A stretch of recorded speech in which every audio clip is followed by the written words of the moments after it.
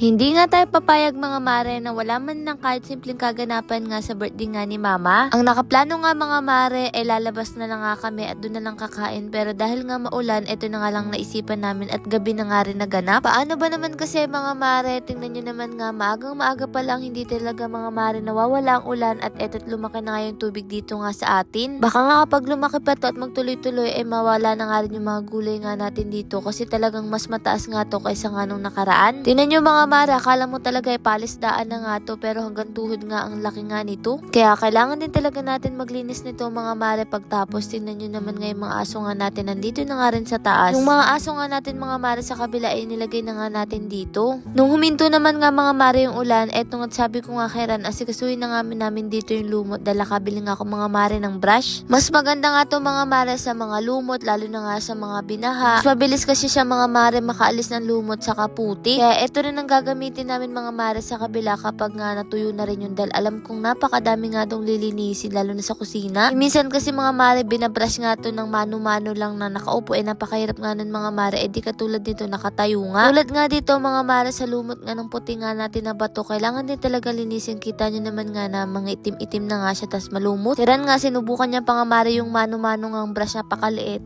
sabi ko nahihirapan nga siya dyan. Bakit hindi niya nga subukan to mga maring brush na nabili ko? Nasa 100 plus nga lang to pero malaking tulong. Kaya ayan mga mare, sinamantala na nga rin namin walang ulan dahil nga kailangan din itong mabrush baka madulas nga sila mama. Sa inyo ba mga mare, tuloy pa rin ba ang ulan sa inyo? Sa totoo lang, napakahirap din talaga ng tag-ulan mga mare. Oo, nagdiligan yung mga halaman natin, pero pag sobra-sobra ng ulan ay mahirap din. Lalo na yung trabaho nga natin mga mare ay naapektuhan talaga at wala nga tayong pangkabuhayan, ang hirap nun. Ito ang sira ng mga mare, nakarating na nga dito sa may gate at talaga naman ang ganda nga ng pagkakaayos niya nga dito. At tapos siya nga mga mare alisin yung lumot, eto't dinilig niya na nga rin dito ng hose at madali na nga siya mga maring nawala. Mas okay pala to mga mare, tingnan nyo naman nga ang bilis lang din makawala ng lumot. Wala rin talagang masyadong ganap nga sa atin mga mare dahil napakahirap nga din gumalaw. Kaya sa mga may mga lumot dyan at hirap nga silang alisin, ilalagay ko na lang sa comment section yung ginamit nga nating brush.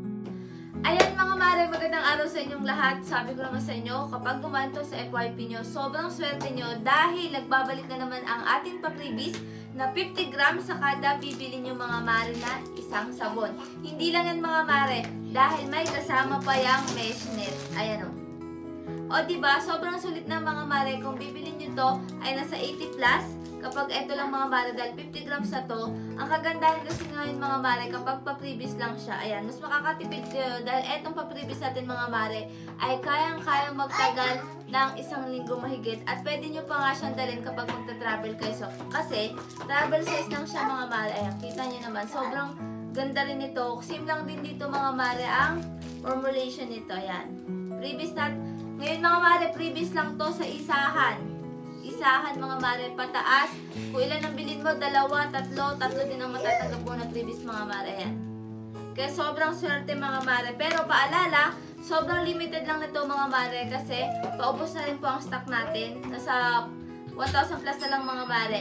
Kaya, i-grab nyo na mga mare habang may pa-previous pa tayo sa isahan.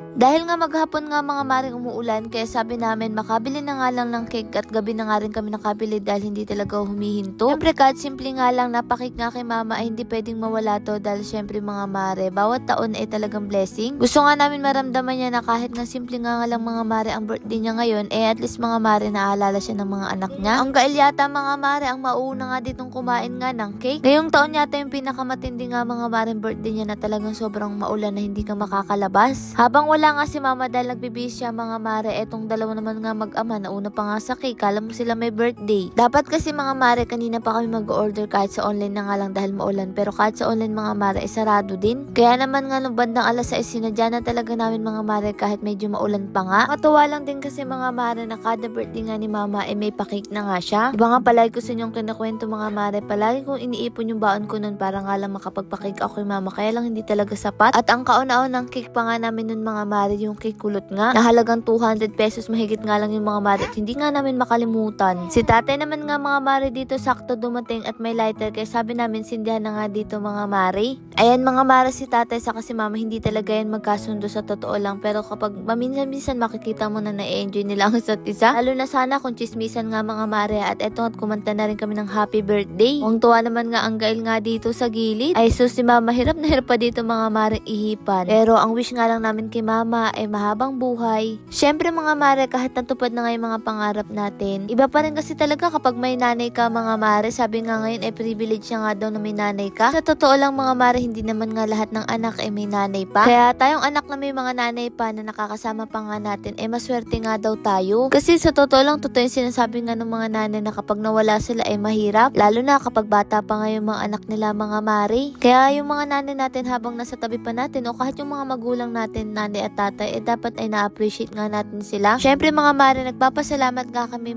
kay mama sa buhay niya, sa bawat suporta niya sa lahat ng mga bagay na gusto namin. Salamat kasi siya ang unang-unang nagtiwala sa kakayanan namin ni Ran. At syempre mahal na mahal namin nga siya. Lord, maray pong salamat sa lahat ng blessing at syempre sa inyo mga mare. Paano ba yun bukas na lang ulit?